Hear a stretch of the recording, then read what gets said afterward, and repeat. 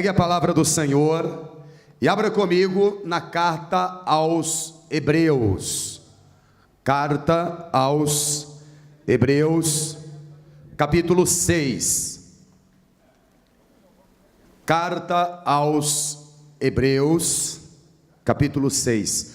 Eu não sei se você pode ficar de pé, mas se você puder, faça isso, por favor, em reverência à palavra de Deus.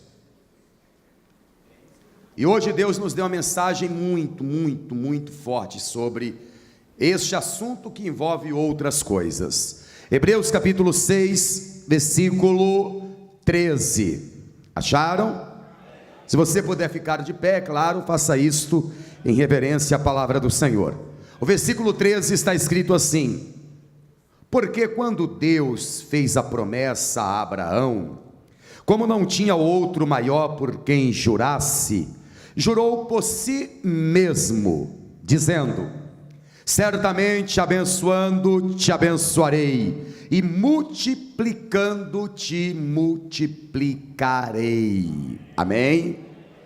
Deus disse a Abraão: Abraão, não tem ninguém maior do que eu, nem no céu, nem na terra, e nem embaixo da terra. Mas eu te prometo que se você abençoar, certamente eu te abençoarei, e que se você trouxer multiplicação para qualquer pessoa, para qualquer lugar, certamente eu te multiplicarei. Abençoando eu te abençoarei, e multiplicando te multiplicarei. Esta mesma regra foi usada por Deus em Gideão, porque quando Gideão assumiu o posto de um herói corajoso e fez o que Deus mandou, trazendo para Israel a bênção espiritual, já que ele destruiu o altar de Baal, e depois com os 300 valentes, ele conseguiu derrotar um exército de mais de 80.000 homens. Ele trouxe para Israel a bênção espiritual e a multiplicação do patrimônio, a bênção material, e esta palavra se cumpriu na íntegra na vida de Gideão, porque da mesma forma que Gideão trouxe bênção para Israel, para o povo de Deus, Deus o abençoou. Da mesma forma que Gideão trouxe multiplicação de bens materiais, multiplicação de felicidade, de libertação, de alegria e de paz, Deus trouxe sobre Gideão e sobre a sua família estas mesmas multiplicações. Sabe, eu estou há muitos anos fazendo a obra de Deus e andando com Deus, então eu sei que quando Deus faz uma promessa, Ele não pode voltar atrás. Se eu puser em prática a palavra de Deus, aquilo que Deus prometeu, Ele cumpre na íntegra. Aqui mesmo no capítulo 6, versículo 18 de Hebreus, da carta aos Hebreus, nós lemos: para que, por duas coisas imutáveis, nas quais é impossível que Deus minta. É impossível. Quando a pessoa tem esta concepção, este entendimento, que Deus não pode mentir, que Deus não pode falhar, e a pessoa acredita, tomando posse daquilo que a palavra de Deus está falando, e a pessoa põe em prática, então aquilo que Deus prometeu acontecerá na íntegra. Quando Deus disse para Abraão, neste caso: Abraão, certamente abençoando eu te abençoarei, e certamente multiplicando eu te multiplicarei. Assim aconteceu na vida de Abraão, sem erro, infalivelmente. Da mesma maneira aconteceu na vida de Gideão. A diferença é que Gideão tinha a promessa de uma outra maneira. No entanto, esta palavra se cumpriu. E sabe o que é que eu vejo nesta reunião?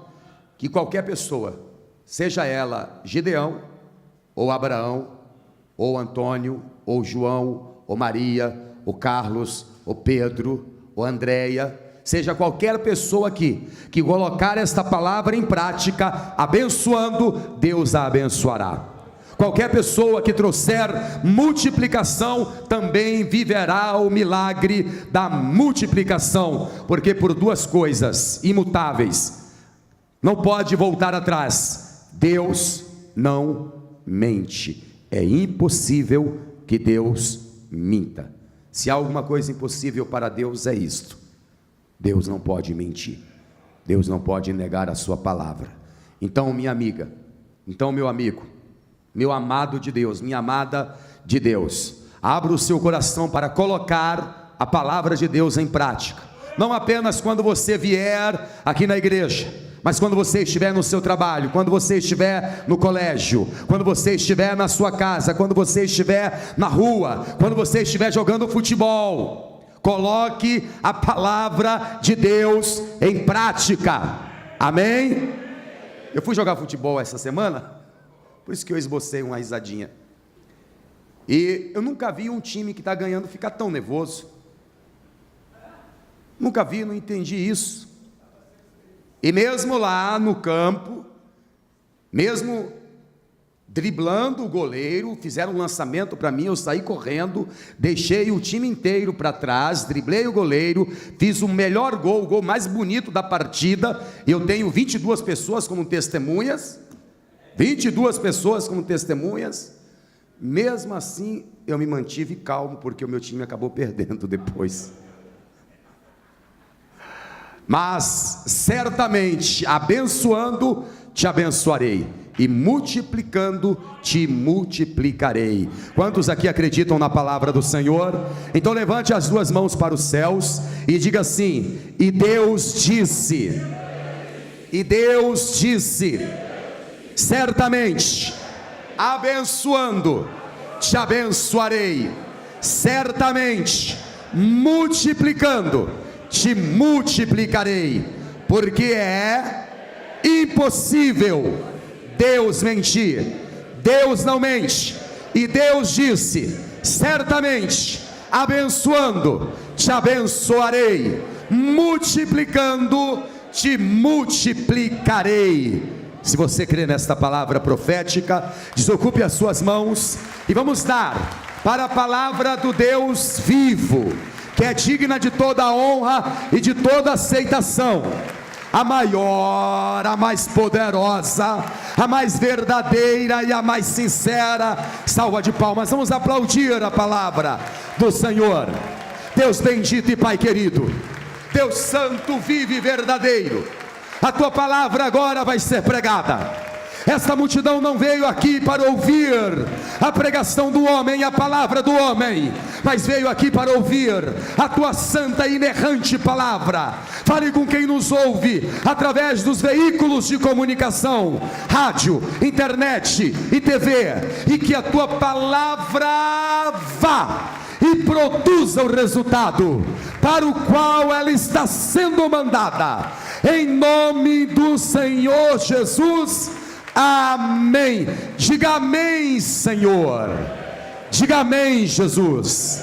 Por favor, podeis tomar assento, podeis assentar. O ser humano é um canal de distribuição e de recepção.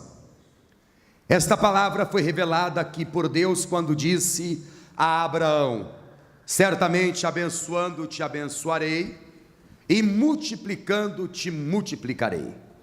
Quando uma pessoa ela abençoa alguém, no mundo espiritual, um canal de distribuição é aberto na vida da pessoa, porque quando ela está abençoando, ela está distribuindo o que ela tem para ajudar, para abençoar alguém ou alguma instituição, ou alguma família, ou alguma empresa, porque muitas pessoas abençoam empresas, ou enfim.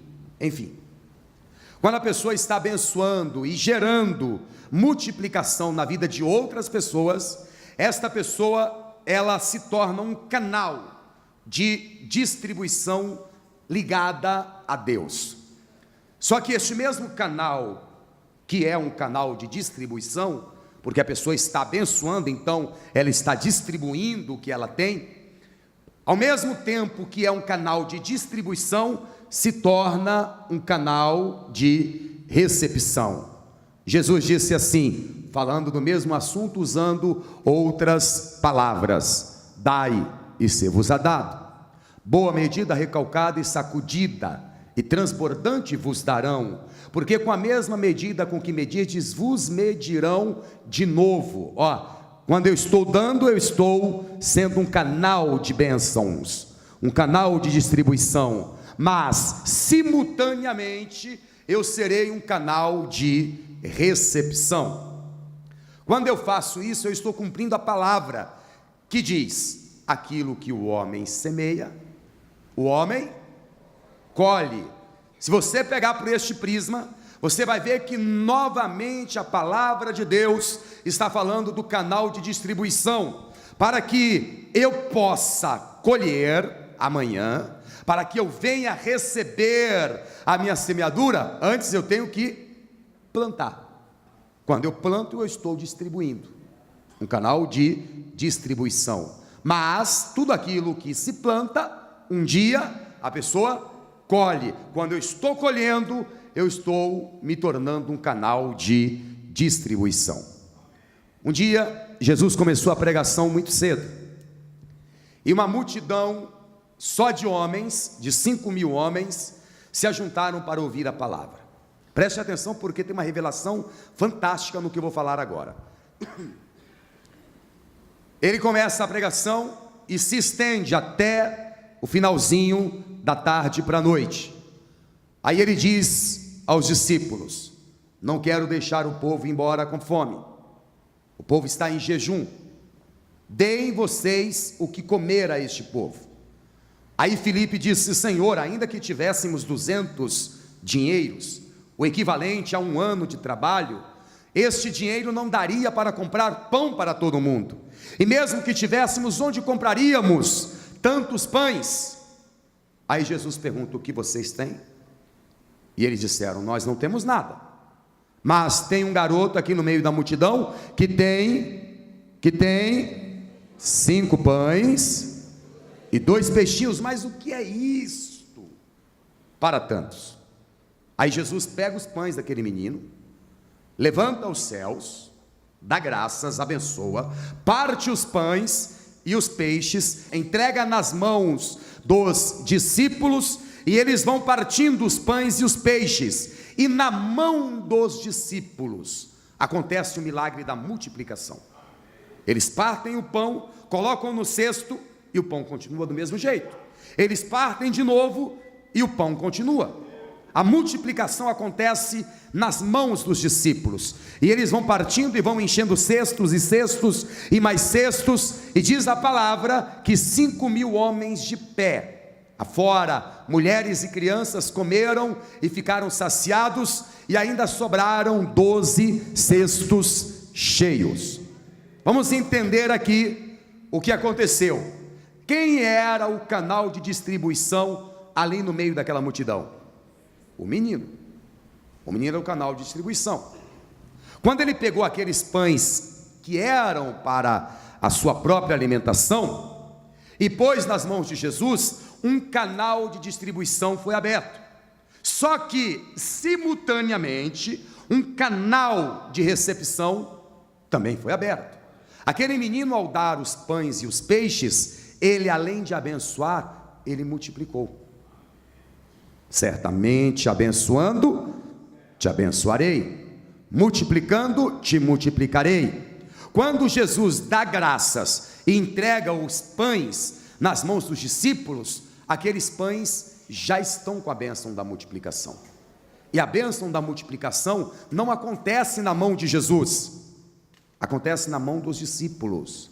Quem aqui é discípulo do Senhor Jesus? Levante as 2 mãos assim para os céus, porque eu te abençoo com esta palavra, para que tudo que você puser as mãos, multiplique, para tudo que vier nas suas mãos, venha com a bênção da multiplicação. Vamos aplaudir ao Senhor.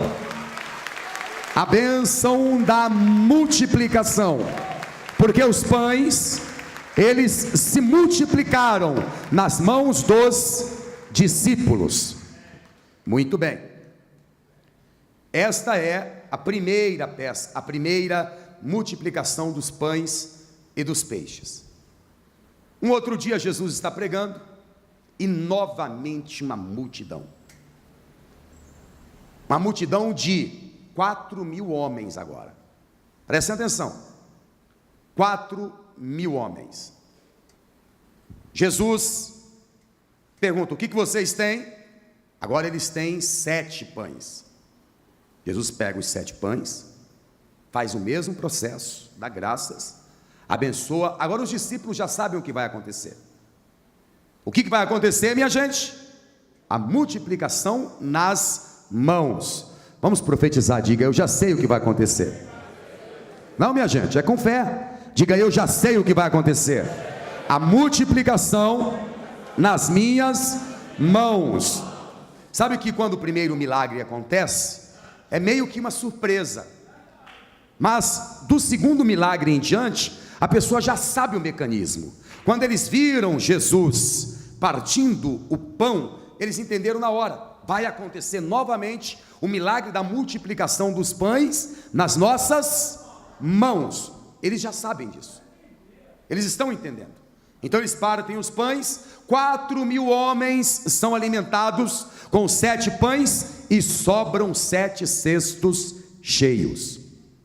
Eles entram no barco e vão sair da Galileia e vão para um outro lugar, atravessando o mar da Galileia. De repente Jesus fala algo que parece uma indireta, sem pé e sem cabeça. Jesus fala algo que parecia uma indireta. Vamos dar uma olhada? Marcos capítulo 8, versículo 15. E ordenou-lhes, dizendo: olhai, guardai-vos do fermento dos fariseus e do fermento de Herodes. E arrazoavam entre si, dizendo: é porque não temos pão. Eles estão vindo de uma multiplicação extraordinária de pães. Sobraram 12 cestos. Eles não pegaram cestos ou distribuíram para as pessoas. Aí de repente Jesus diz isso: acautelai-vos com o fermento de Herodes, porque Herodes simulava muita coisa contra o próprio Jesus e contra os judeus. Cuidado com o fermento dos fariseus, porque os fariseus falavam contra a palavra. Só que Jesus está falando do fermento, porque o fermento levanta a massa, o fermento pega uma massa que é pequenininha e de repente faz um negócio desse tamanho. E os fariseus, eles pegavam uma coisa assim, que não era nada, e transformavam em uma coisa gigantesca. É disso que Jesus está falando, do fermento dos herodianos e dos fariseus. Mas quem deve, teme. É ou não é? Quem deve, teme.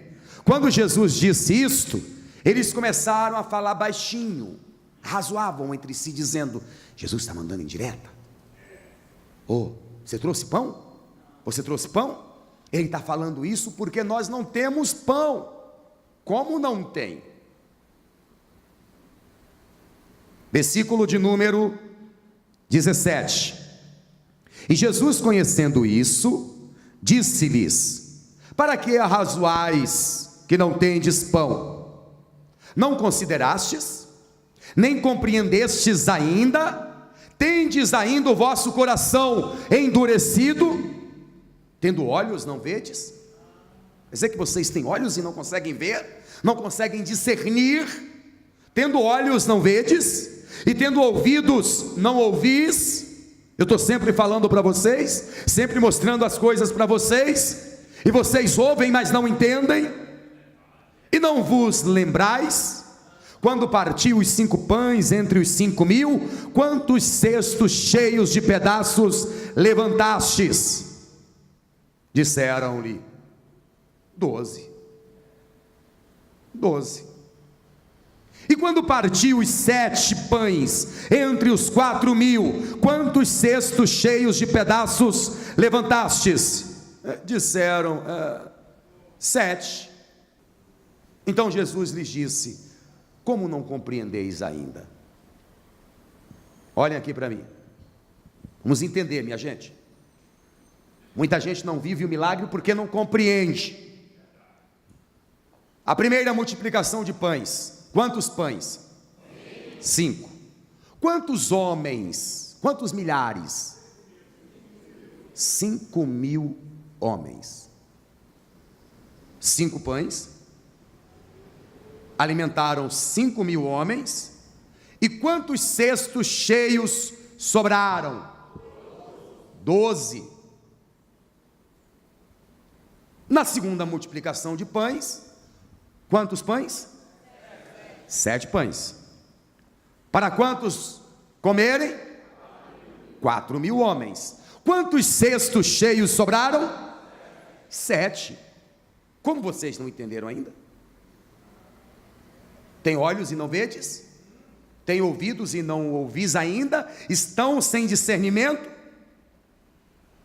5 pães alimentaram 5.000 e ainda 12 cestos cheios. Ainda sobraram 12 cestos. 7 pães, a quantidade maior para um número menor de pessoas. Vamos pensar aí. Menos pães alimentaram mais pessoas e sobraram mais cestos. Mais pães, 7, alimentaram 4.000, menos pessoas, e ainda sobrou menos. Opa! Como quem dá menos pode produzir mais? E como quem dá mais produz menos? Tem alguma coisa errada com a Bíblia. Porque a palavra de Deus diz que quem semeia mais, colhe mais. A não ser que tenha alguma coisa aqui a ser revelada. Porque Jesus diz logo aqui: vocês têm olhos, mas não vedes? Quantos pães Jesus multiplicou? 7. Mas não eram 7, eram 8.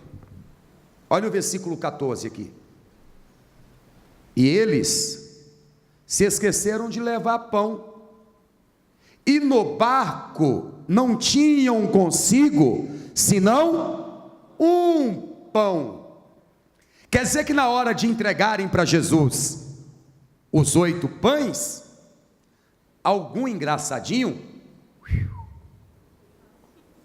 passou a mão em um e deixou no barco. Entendeu por que o milagre de quem deu menos gerou mais resultado? Porque aquele menino não reteve nada, ele foi um canal livre de distribuição. Compreenderam aí?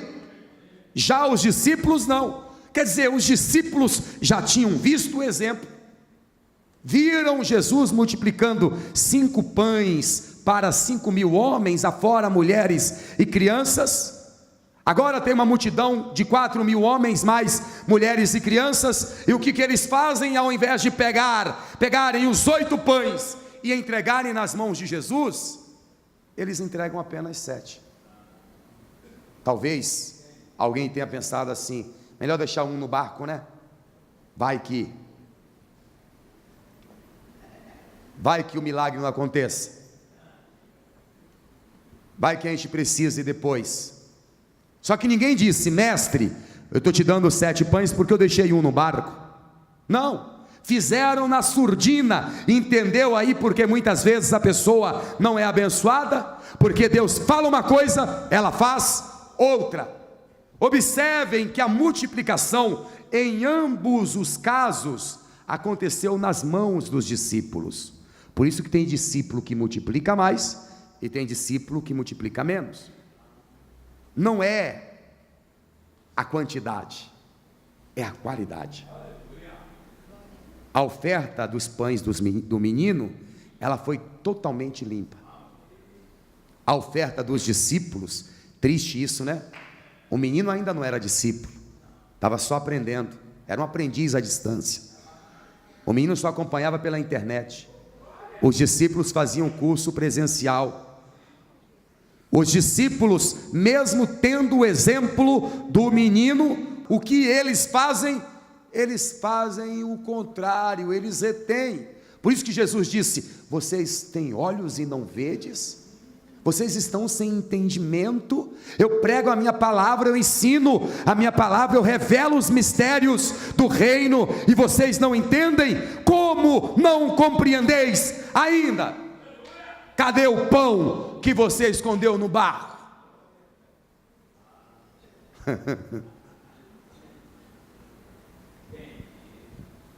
A palavra de Deus diz que uns são liberais e Deus só acrescenta, outros retêm até o que é justo e é para a sua própria perda. Olha aqui a palavra de Deus se cumprindo. Provérbios capítulo de número 11. Provérbios 11. Vamos lá, minha gente. Versículo 24. Provérbios 11, versículo 24. Alguns há que espalham e ainda se lhes acrescenta mais, e outros que retêm mais do que é justo, mas é para a sua própria perda. Não foi isso que aconteceu com os discípulos? Não foi isso que aconteceu com Joás, o pai de Gideão? Ele ficou retendo aqueles 2 bois. O segundo boi, ele estava engordando para sacrificar a Baal. Ele reteve o que era de Deus. O que aconteceu em 7 anos? Pobreza em extremo.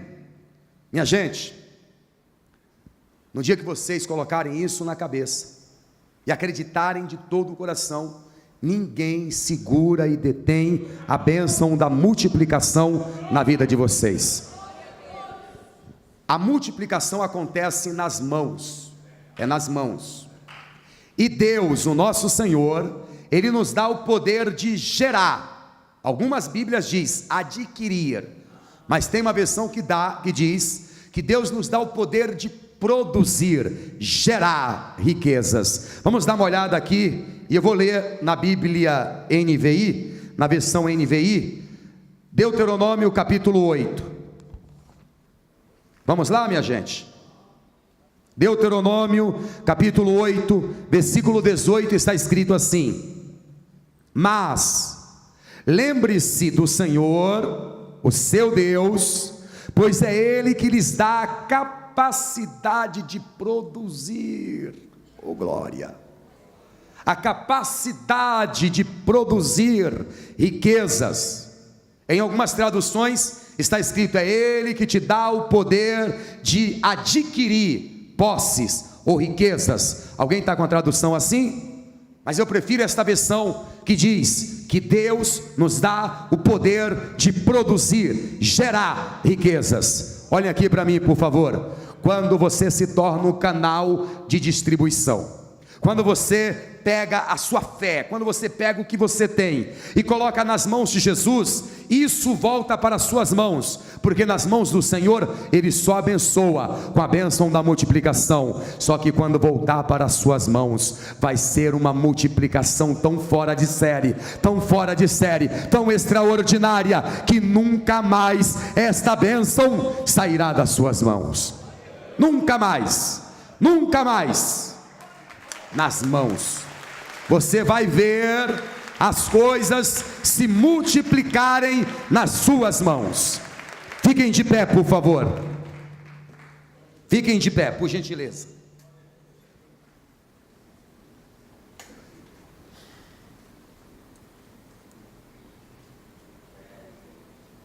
Vocês têm olhos e não vedes, ouvidos, mas não estão ouvindo, inteligência, intelecto, mas não discernem nada?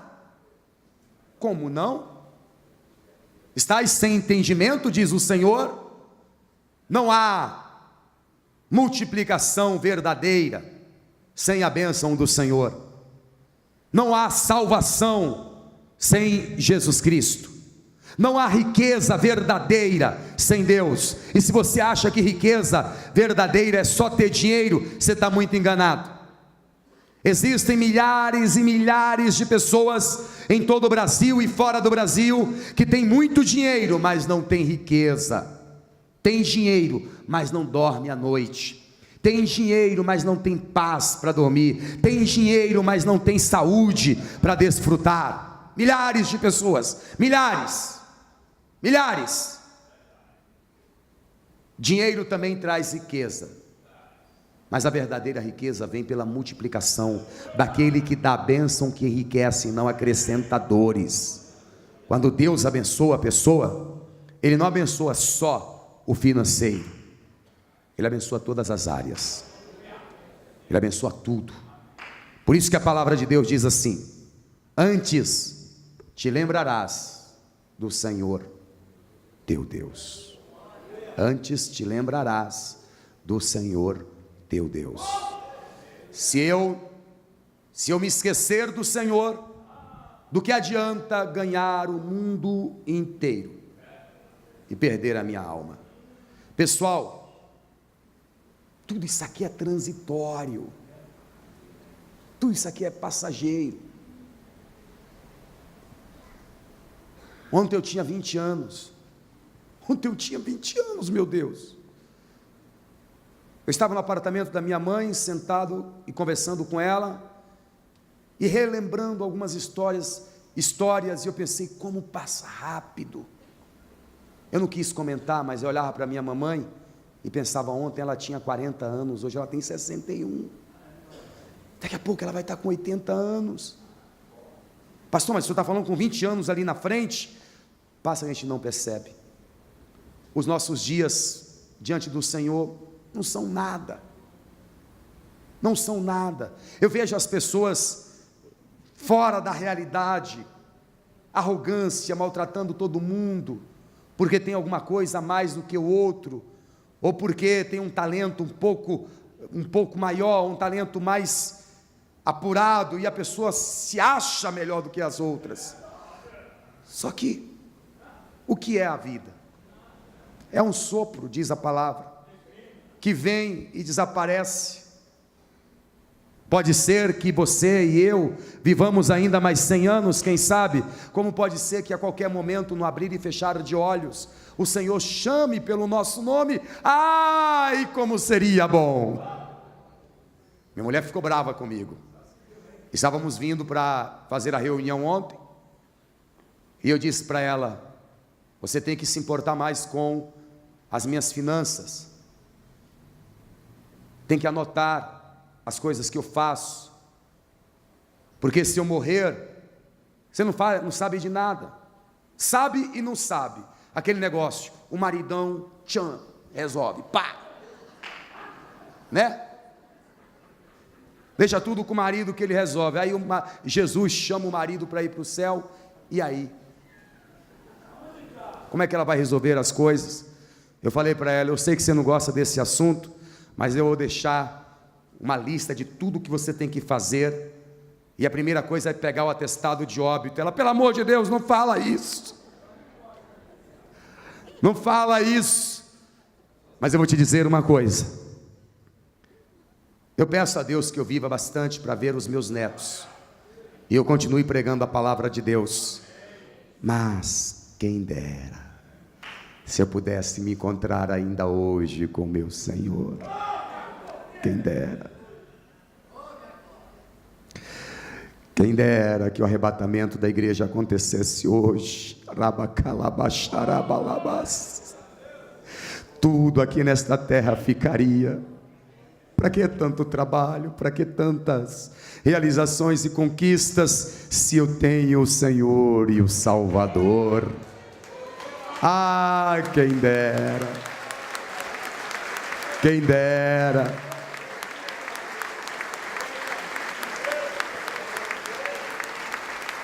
Pastor, o senhor deseja a morte? Não, desejo viver, desejo o arrebatamento da igreja, mas eu sei que eu também vou morrer. A diferença entre o pastor Neilton e a pessoa que não conhece a Jesus é que eu não tenho medo da morte, sabe?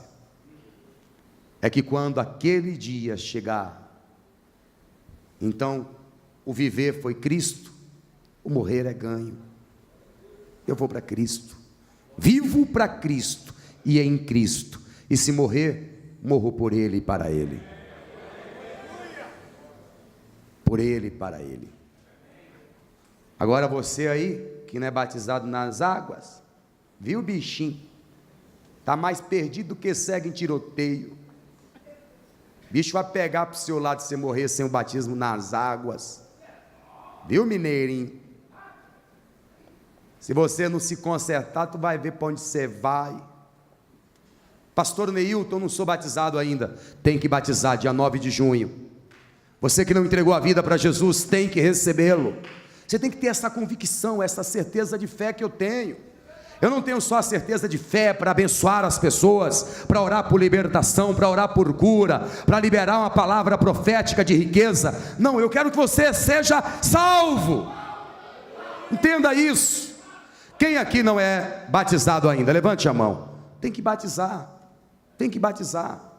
Quem aqui agora quer receber a Jesus, o Filho de Deus, como único, suficiente, exclusivo e eterno Salvador? Quem aqui quer entregar a vida para Jesus? Erga a mão direita para o céu. Pastor, eu quero. Não tenha vergonha não. Quer entregar a vida para Jesus? Levante a mão direita que eu vou orar por você. Tem alguém aqui que está afastado, desviado e quer se reconciliar? Pastor, eu quero. Então levante a mão que eu vou orar por você. Muito bem, muito bem. Você tem que, não pode ficar afastado. Quem aqui não é batizado ainda? Levante a mão. Eu quero chamar aqui na frente todos que não são batizados. E o senhor que estava afastado, vem aqui na frente também. Quem não é batizado, vem aqui na frente. Venham aqui na frente, por favor.